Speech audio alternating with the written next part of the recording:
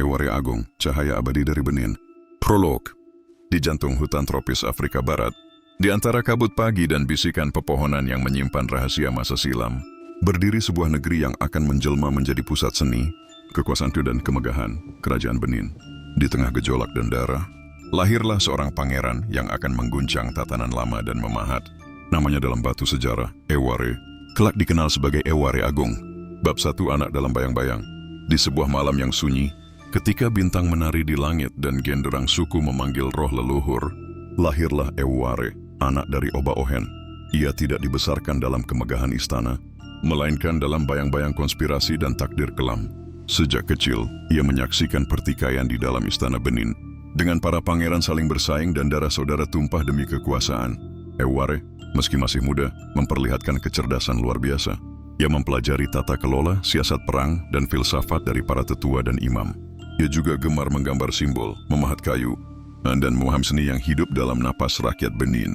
Namun hatinya terluka saat ayahnya wafat dalam misteri, dan takhta direbut oleh saudaranya yang haus kekuasaan.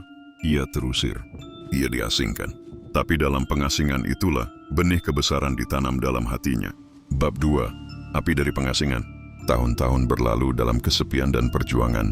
Eware tinggal di antara desa-desa kecil, menyamar sebagai rakyat biasa. Ia belajar dari rakyatnya, cara mereka bertahan hidup, adat yang mereka junjung, dan kepercayaan yang menyatu dengan alam. Ia mulai mengumpulkan pengikut, orang-orang yang melihat dalam dirinya harapan akan perubahan. Dalam diam, Eware bersumpah untuk merebut takhtanya. Tapi ia tidak ingin sekadar menjadi raja. Ia ingin menjadi Oba yang membawa Benin keluar dari bayang-bayang, menjadikannya kerajaan yang disegani di seantero Afrika.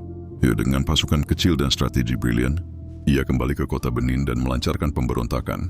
Pertempuran berlangsung sengit, istana dipenuhi api dan darah. Namun akhirnya, dengan keberanian dan dukungan rakyat, Eware menaklukkan takhta dan dimahkotai sebagai Oba Eware. Bab 3. Sang Pembaharu.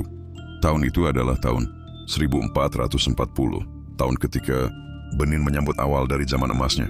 Eware tak hanya menggulingkan penguasa tiran, ia membangun kembali seluruh tatanan kerajaan. Ia merancang kota Benin dengan sistem jalan yang lurus dan teratur. Di tengahnya berdiri istana baru yang megah, dihiasi pahatan perunggu dan gading yang menggambarkan sejarah dan keagungan leluhur. Ia memulai pembangunan tembok kota Benin, dinding tanah dan parit raksasa yang kemudian disebut sebagai salah satu keajaiban dunia kuno oleh sejarawan Eropa.